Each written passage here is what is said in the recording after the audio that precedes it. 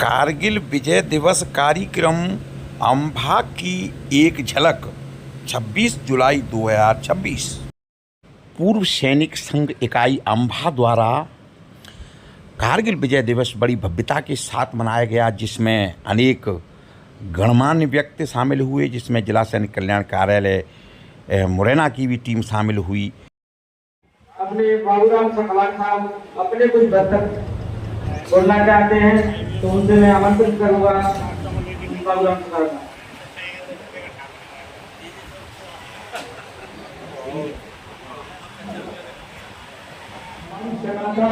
नाम हुआ, हम इतने मजबूत हुए कि आज भी लोग हमसे टकराते हैं। एक बार में सभी बैठे हुए गणमान्य व्यक्तियों को, माता बहनों को और यूनिचासी सभी को नमन, धन्यवाद। जय हिंद, जय भारत। भारत माता की, भारत माता की, भारत माता की। वंदे वंदे वंदे। सैनिक एकता, सैनिक एकता, सैनिक एकता। अनुरोध करूंगा कि जो मंच पे आए हुए यूनिचासी अतिथियों का स्वागत और सम्मान करें। जिला सैनिक कल्याण अधिकारी ग्रुप कैप्टन मानेराव पांड्या सेवानिवृत्त द्वारा वीर नारी तथा बुजुर्ग सैनिकों का सम्मान शॉल और श्रीफल देकर के किया गया। जिनके परिजनों ने देश के लिए बलिदान दिया है वो हमारे लिए सम्मानीय। साथ में होकर सभी इस आयोजन में करें और उनका हौसला बजाएं और उन्हें विश्वास और भरोसा दिलाएं कि आप कभी भी अकेले नहीं हैं, पूरा सैनिक परिवार आपके साथ है।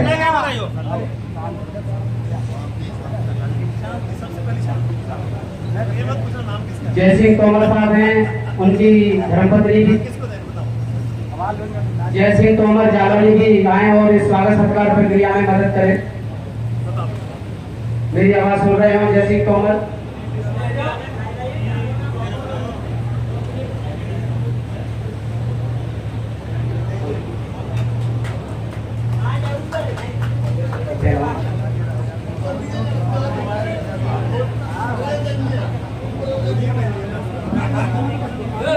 हमारे बीच में मुरैना से हैं साहब है, नाम सिकरवा साहब है, जो कि काफी मेरे को लग रहा है कि सेना में रहते हुए पहलवानी का कार्य किया है। आपको भी अम्मा संगठन की तरफ से स्वागत सत्कार की प्रक्रिया की जा रही है, तो मैं आज से आग्रह करूंगा कि आप भी आए और एक दूसरे से परिचय और माल्यार्पण करें। सिकरवा साहब मुरैना।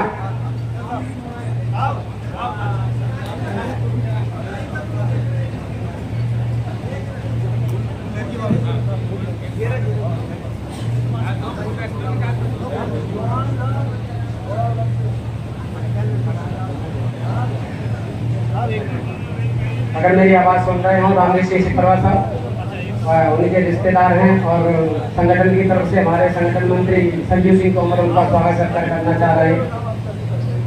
एक दूसरे को स्वागत सत्कार करो, पहचान और रिश्तेदारी है, भाईबंदी है और सबसे रिश्ता है वो फौज का है, क्योंकि हम सैनिक हैं, हमारा सबसे रिश्ता है एक दूसरे। आज ऐसा शुभ अवसर हमें उन बलिदानियों ने दिया है कि आज पूरा चंबल संभाग यहाँ उपस्थित है और हम एक दूसरे को बधाई और शुभकामनाएं दे रहे हैं।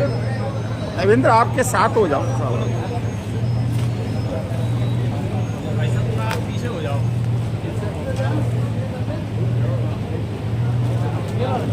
भाई साहब थोड़े से आप भाई साहब पीछे थोड़े से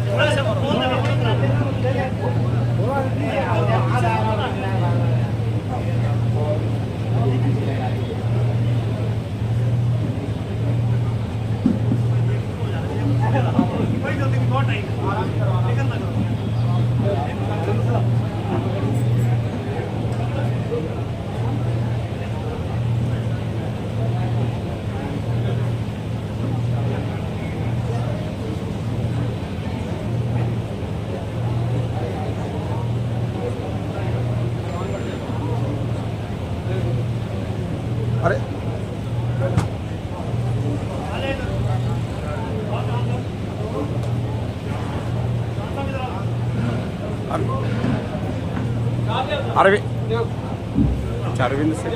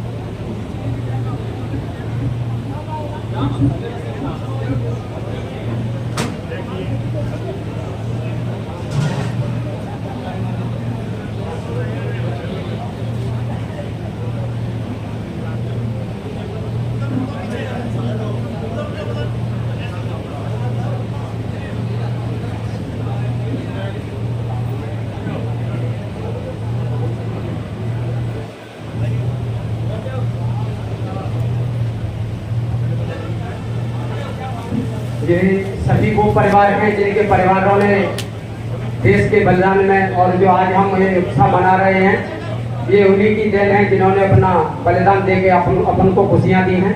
अगर स्वागत सत्कार की प्रक्रिया हो गई हो तो मैं सभी अतिथियों मान्यवरों से आग्रह करूंगा कि वो अपने यथास्थान पर अपनी जगह पर विराजमान हो, जिससे कि आगे की रूपरेखा को बढ़ाया जा सके। दिवसीय मलेना द्वारा सम्मानित किया जा रहा है। हमारे प्रदेश के ऐसे इकलौते वीर सपूत जिन्होंने लाखों की जान की परवाह बचाते हुए अपनी जान की पूरी आपको आपने अभी इतिहास बता दिया है। इस पर जाने में बोल करके मैं कार्य के बारे में आपको क्या बताऊं, आपकी भारतीय सेना की परंपरा अशिष्ट रही है, चाहे वह किसी परिस्थिति में हो। हमारे पास साधन संपत्ति हो या ना हो, हमारा सैनिक वीरता से लड़ाई को लड़ता है। हमारे सैनिक का मनोबल उसके शरीर से नहीं, उसके दिल और दिमाग से देखा जाता है। हमारी सेना विश्व की सेना में सबसे बहादुर सेना है।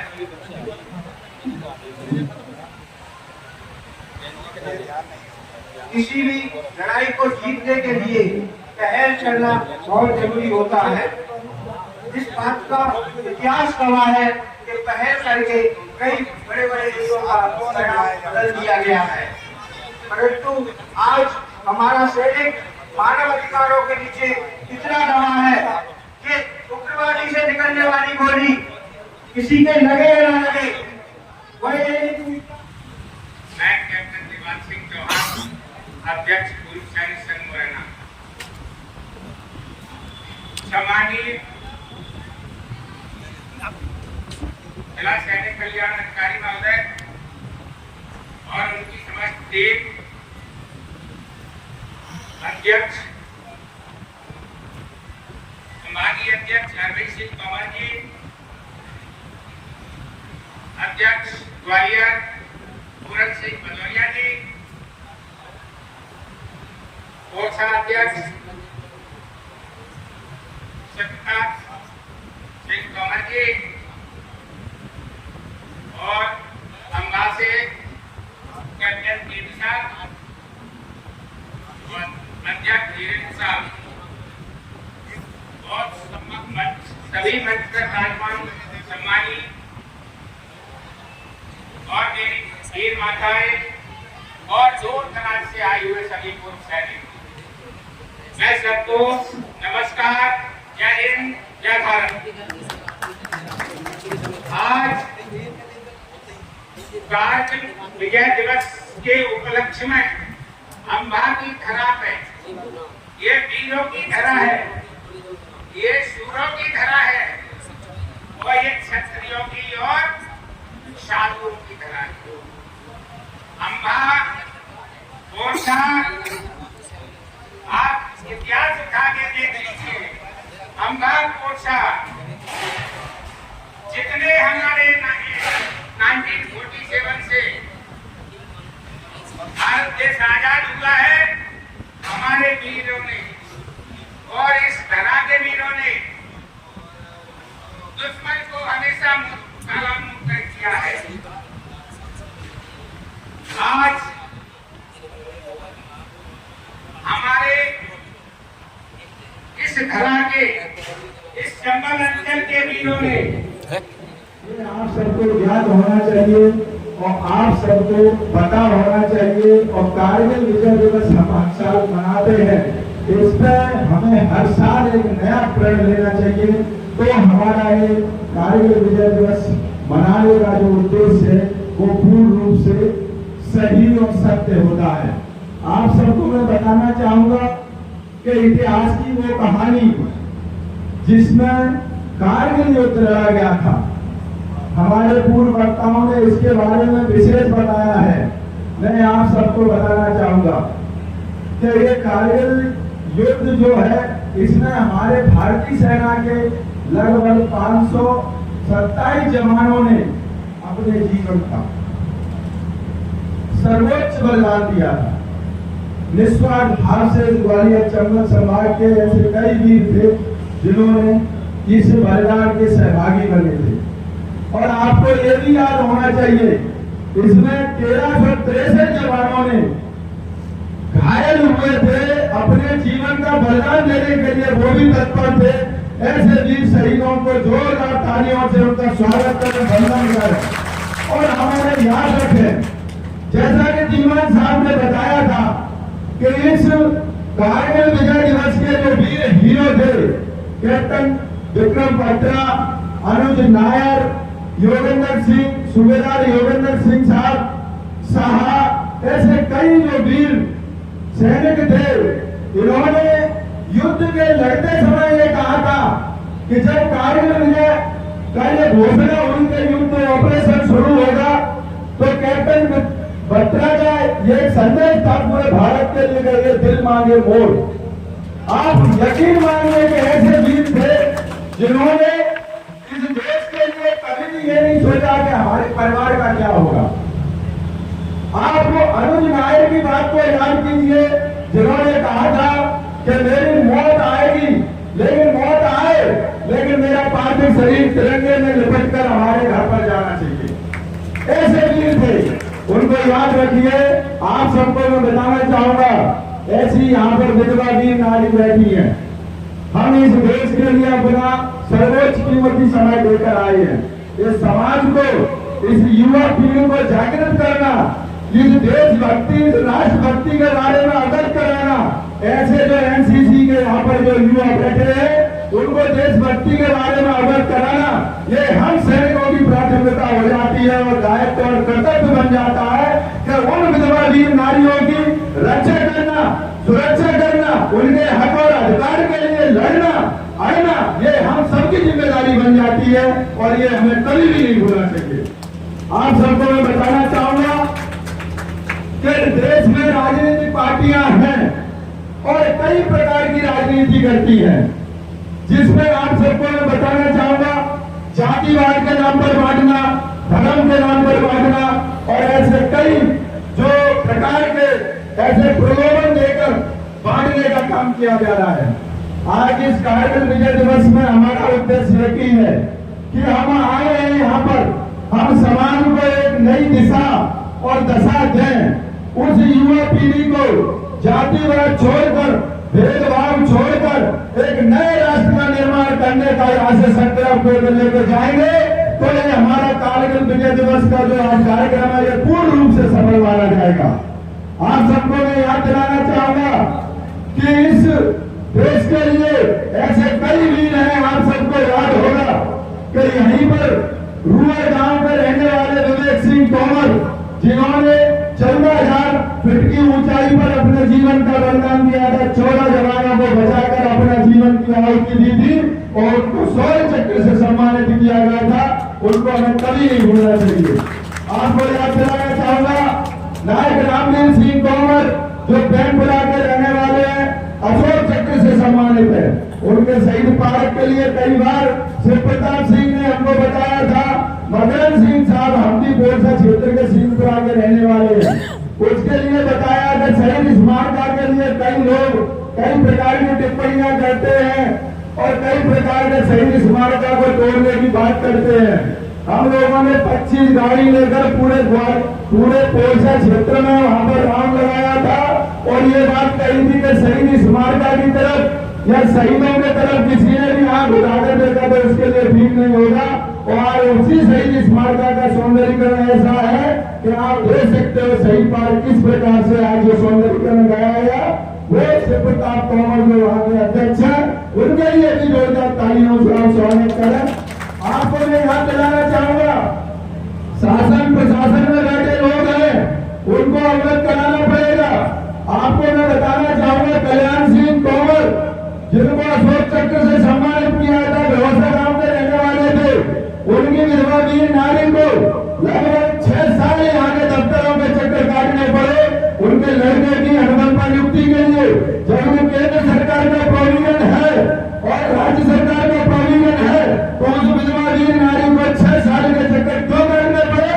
ये शासन और प्रशासन से जवाब मांगने का हम सबका अधिकार बनता है और उस पर लड़ने के लिए हमें बोलने की आवश्यकता है।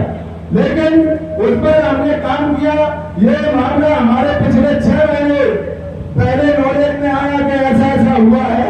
मैंने उनको बुलाया, बातचीत उनका सम्मान किया और आज आपको मैं बताना चाहूंगा कि जबलपुर हाईकोर्ट ने अभी आदेश दिया है कि 1 महीने के अंदर उनके लड़के की ज्वाइनिंग होके और सरकार को इसका जवाब देना पड़ेगा कि इतना ये डिले क्यों किया गया।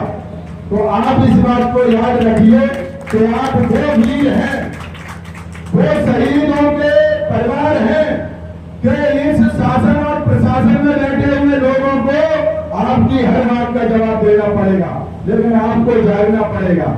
आपको मैं अवगत कराना चाहता हूँ, ज्यादा न कहते हुए मैं इतना यहाँ से आपको वचन लेकर जाता हूँ, किसी भी सैनिक के साथ, किसी भी जो भारतीय सेना में सैनिक बैठा है उसके साथ, या जितनी भी हमारी वीर माताएं बैठी हैं उनके साथ कोई भी गलत अत्याचार दुराचार करेगा तो मैं हमारी रात को भी वहां ईंट से ईंट बजा दूंगा। आप लगातार सोशल मीडिया से देख रहे हैं। सैनिकों के हक अधिकार के लिए मैं किसी को बर्दाश्त नहीं करूंगा, चाहे कोई भी शासन का अधिकारी हो चाहे प्रशासन का अधिकारी हो। तो इस मातृभूमि के लिए जो बलिदान देने वाली वीर माता है उनका अनादर कभी नहीं होने देंगे। आप इस बात को याद रखिए। मैं आज और यहाँ आपको कहना चाहूंगा कि उन वीरों को कि आओ जुड़कर करें सलाम, जिनके मुकद्दर में ये मुकाम होता है और बड़े किस्मत वाले लोग होते हैं, ये लहू उनके देश के काम आता है। मैं आपको और याद दिलाना चाहूंगा, अपने बच्चों को ऐसी शिक्षा, ऐसी दीक्षा दो जो राष्ट्रभक्ति उनके अंदर जागृत हो। वो नौकरी के लिए नहीं पढ़े, वो वास्तविकता देश के लिए उनको पढ़ना चाहिए। देश को आगे बढ़ाने का काम, देश को आगे ऊपर ले जाने का काम प्रत्येक सैनिक का, प्रत्येक युवा की जिम्मेदारी है, जिससे हमारा देश ये फलता फूलता है और आज ये पूरा विश्व इसका लोहा मानता है। हमें सदैव याद रखना चाहिए। मैं आपको याद दिलाना चाहूंगा ऐसी वीर नारी को जिन्होंने 1857 की क्रांति लड़ी थी, वो भी एक वीर नारी थी, रानी लक्ष्मीबाई। आपने सुना होगा सिंहासने में राजवंशों ने रुड़ी तानी थी, पूरे भारत में फिर से आई नई जवानी थी। गुरु हुई आजादी की कीमत सबने पहचानी थी, दूर फिरनी को करने की सबने मन में ठानी थी। सब कुटी 57 में वो तलवार पुरानी थी, उन जगह हरवोले के मुंह हमने सुनी कहानी थी, खूब लड़ी मत कहानी बोलो झांसी वाली रानी थी। हम उस देश के नागरिक हैं, अपने सनातन धर्म के लिए, अपनी संस्कृति के लिए जहाँ जरूरत पड़ती है हमें आगे आना चाहिए और अपने देश के लिए जरूरत पड़ने पर बलिदान देने में कभी भी हिचकिचाना चाहिए, कभी भी हमें पीछे नहीं हटना चाहिए। मैं आज आप सबके बीच में यही संदेश लेकर आया था। आप सबने हमको सुना, आप सभी का मैं बहुत बहुत धन्यवाद, आभार व्यक्त करता हूँ और अम्बा जिले के अध्यक्ष और उनकी पूरी टीम को बहुत बहुत धन्यवाद देता हूँ। इस प्रकार का कार्यक्रम आपने किया। जय हिंद, जय भारत, भारत माता की जय। बहुत ही जोशीला भाषण सुनने को मिला, जब फूल में ऐसा लगता है। जिला सैनिक कल्याण अधिकारी ग्रुप कैप्टन मानेराव सेवानिवृत्त द्वारा सभा को संबोधित किया गया।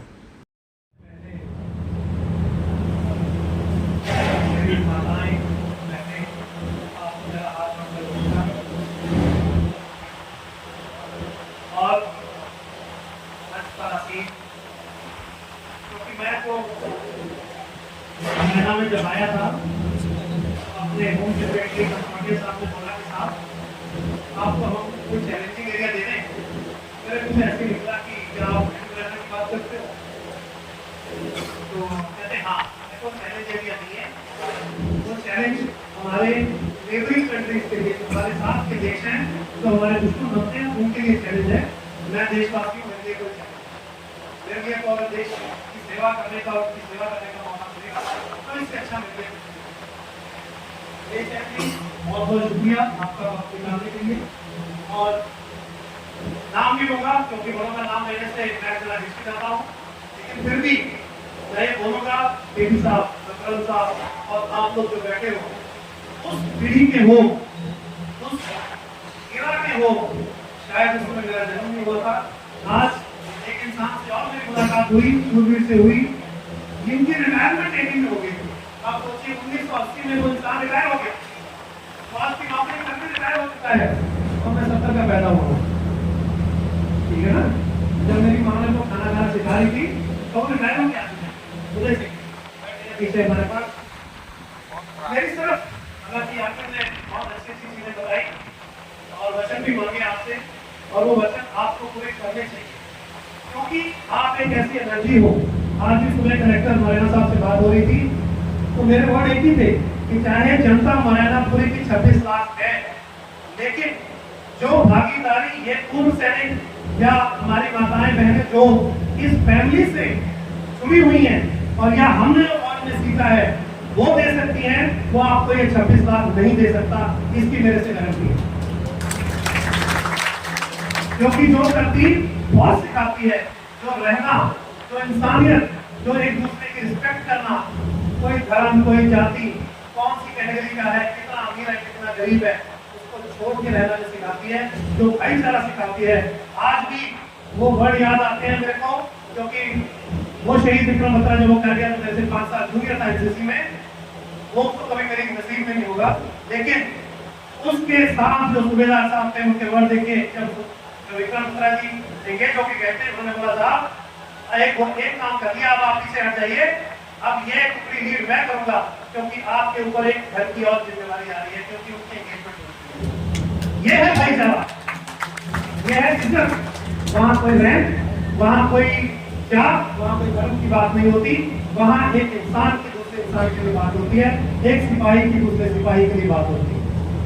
तो मेरा जो मैसेज है मेरे दाहिने हाथ में बैठे हुए एनसीसी कैडेट्स को ये है, बेटा जिस वर्दी को आपने पहना है, आप एक चीज सोच के देखिए, अगर मैं आपको बोलूं कि 1987 का मैं एनसीसी कैडेटों को जाना था और इस एनसीसी की वर्दी ने आज मेरे को यहाँ पे खड़ा किया हुआ है, और आज अगर मैं जो कुछ हूँ इस एनसीसी की वजह से हूँ, उसी एनसीसी की वजह से मैं फौज में गया था, लड़ाकू विमान चलाए जो आप उठते देखते हो गाजियर से, और आज मेरी किस्मत है, ये मेरी अच्छी किस्मत है कि आज ये नौकरी है मेरे लिए, ये ऐसी सेवा है जो परमात्मा ने दी है, और आपसे एक ही दरखास्त करूंगा जो मैं बार बार करता हूँ, हर तहसील में जाके करता हूँ, हर गांव में जाके करता हूँ, कि आप बताओ कि हमारे वीर कहाँ हैं जो नहीं आ सकते सैनिक कल्याण पे। आप बताइए वो माताएं कौन है, वो बहनें कौन है जो सैनिक कल्याण कार्यालय बनाना नहीं आ सकती। तो आप पड़ोसी वहां पे रहते हो, आप फौजी हो, दूसरी फैमिली की लुकआफ्टर भी आप करोगे और आप मेरे पास उसका मैसेज पहुंचाओगे। अगली मीटिंग उस गांव में मैं करने आऊंगा, आप ऑर्गेनाइज करिए, ये मेरा वादा है।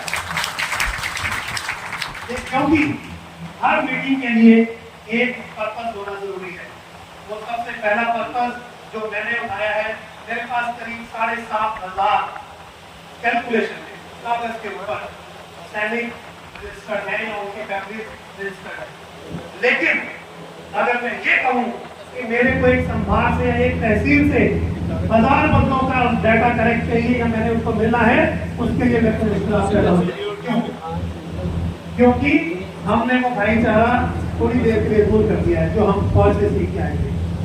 कृपया मेरी ये बहुत हाथ जोड़कर गुजारिश है, आपके गांव में बस यहीं से शुरू कर लीजिए, आपके गांव से, आपके पड़ोस में जो कोई फौजी परिवार है, मैं नहीं बोलता कि वो फौजी खुद है, बूढ़ा है, सीनियर सिटीजन है, विकलांग है या उसकी पत्नी है, वीर नारी है या उनके बच्चे हैं, उनके माँ बाप नहीं रहे, कोई बात नहीं, हम लोग खड़े हैं। उस परिवार को जो मिलना चाहिए वो मिलना चाहिए। जैसे अभी मैं बोला उस चीज के लिए मैं खड़ा हूँ। और सैनिक कल्याण जो दफ्तर है, हमारा ऑफिस है मुरैना का, वो आपके साथ दिन रात खड़ा है। आप कभी भी जो पत्रिकाएं छपी है, मेरा नंबर सबके पास है, आप कभी कॉल कर सकते हो, किसी भी चीज के लिए कॉल कर सकते हो। और मेरा निवेदन अध्यक्षों से ये है, जो तहसील के अध्यक्ष हैं, कि कृपया ऐसे ही हर ग्राउंड लेवल पे एक क्रांतिकारी और एक काम करने वाला, भाग करने वाला, जो अपना आज का सैनिक रिटायर होकर आ रहा है उसकी ड्यूटी लगाइए कि तेरे गांव में कितने सैनिक हैं, कितने सैनिक परिवार हैं, या उससे बिलोंग करने वाले कितने बच्चे हैं जिनको उनका हक मिलना चाहिए, वो सैनिक कल्याण दफ्तर बनाना दिलाएगा। लेकिन उसके लिए सबसे बड़ी बात ये आती है कि हमें एकत्रित होना होगा, हमें एक सोच में आना होगा कि ये मेरा परिवार है, मेरे को उसके लिए 2 कदम उठाने पड़ेंगे। इसलिए जब भी अगली मीटिंग होगी आपकी तहसील में, उस गांव में होगी जो आप बोलोगे, लेकिन उससे पहले मेरे को उस गांव की डिटेल, उसके अंदर रहने वाले मेरे सैनिक परिवार, उनकी मुश्किलात, उनकी समस्याएं मेरे पास पहुंच जानी चाहिए। और ये ड्यूटी सबसे सीनियर जो मेरे साथ हैं, ऑनरेबल कैप्टन दीवान सिंह चौहान, ये नहीं सिर्फ सीनियर है, उनका मोटिवेशन, उनकी जो जिंदादिली देख के मैंने उनको ये कार्यभार संभाला है कि मुरैना डिस्ट्रिक्ट का सब कुछ आप लोग आपको करोगे, क्योंकि मुरैना में आप मेरे साथ हो।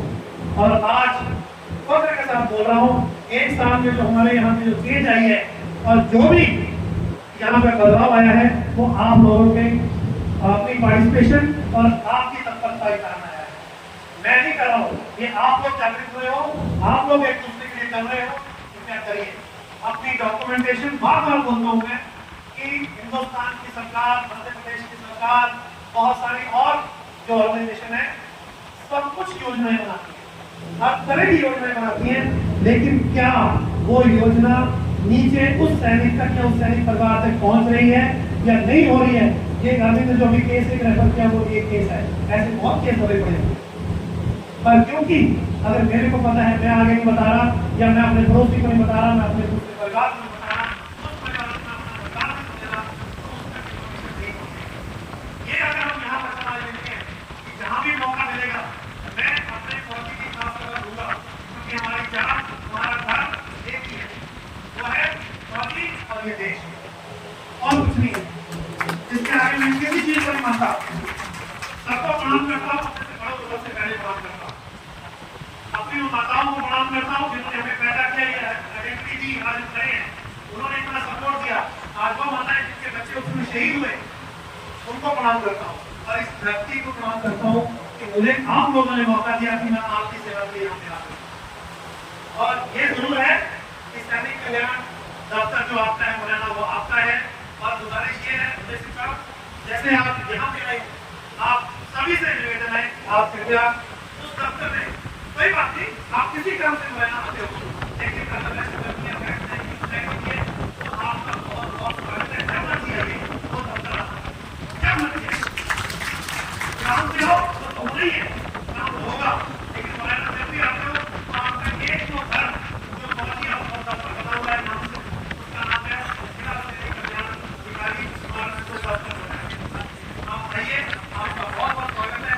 किसी समय किसी भी चीज के लिए आप अप्रोच कर सकते हो, और यही मैं सोचता हूँ मेरी यहाँ की सेवा तभी सफल होगी अगर 2 चीजों को आपसे मांगो।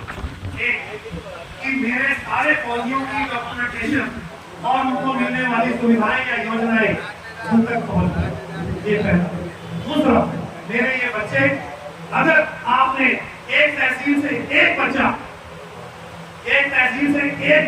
ये आप लोग अध्यक्षों की मैं ड्यूटी लगाता हूँ कि अगर आपने मोटिवेट कर दिया कि अगर इस सेवा में होते मेरे यहाँ पर किसी तहसील में एक बच्चा अधिकारी बना दिया फौज में, मेरी तरफ से ये ओपन ऑफर है, उस बच्चे का स्वागत, उस बच्चे को जो देना है से वो सबसे बड़ी सेवा होगी हमारे देश के लिए।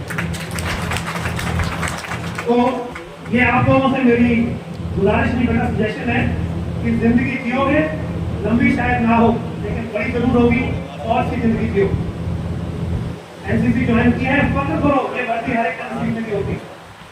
और अगर आपने आर्मी के बाद एनडीए की उस तरह के ऊपर पैर रख दिया, या सीडीएस के बाद आपने आईएमए ओडीए या एएफए या नेवल एकेडमी में पैर रख दिया, तो आप अपनी पूरी पीढ़ियों का कल्याण कर रहे हैं। और फौज में इंसान का जाना और वो भी उसके बाद एक अधिकारी बन के जाना बहुत कुछ सिखाता है। अगली पीढ़ियां सीख सकेगा, ये मेरा अपना गुजर। आप लोगों को बहुत बहुत मुबारक एनसीसी कैडेट होने के लिए, और best of luck, God bless you. आप अपना हार्ड वर्क करिए, लगे रहिए, आपको सब जय हिंद, जय भारत। बाकी लोगों को भी काफी अवगत कराया है। तो गांव में एक दो जगह जो भी मीटिंग रखी है उसमें कई लोगों को काफी लाभ मिला है। तो इससे सभी जागरूक है और कभी भी काम पड़ता है तो जितनी मतलब जितनी परिश्रम करें वो थोड़ा ही है। और दूसरा मैं अरविंद सर से भी बोलूंगा, उन्होंने बहुत कुछ किया। ये हमारे बीच में बहुत अच्छे वक्ता है, हर प्लेटफार्म पे अलग ही इनका चेहरा चमकता है। तो वो मुझे बताने की जरूरत नहीं है, समय समय पर पे हम सहयोग अच्छा देते हैं। दूसरा एक सभी से और एक अनुरोध है मेरा, जब भी ये प्रोग्राम संपन्न होता है तो सभी से पहले मैं अनुरोध करूंगा जो हमारे बीच माता बहन बैठी है उनको भोजन के लिए जाने दें, उसके बाद हम सारे खाएंगे। अभी क्या है सुस्त पड़ गए, ये जयकारा रोड पे पहुंचना चाहिए कि यहाँ पर कोई फौजियों का प्रोग्राम हो रहा है। वंदे वंदे वंदे भारत माता की, भारत माता की, भारत माता की।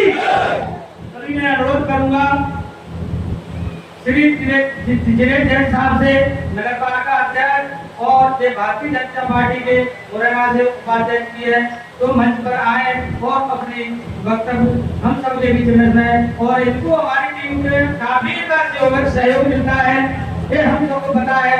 तो हम भी यही आशा करते हैं कि मतलब जैसे ही कार्य को सुचारू रूप से रखें। जिनेश जैन साहब।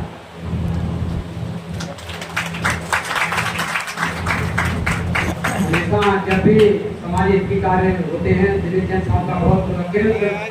अभी बहुत अच्छा अनुदान देके गौशाला का निर्माण कराया, उसके लिए गौ माता की रक्षा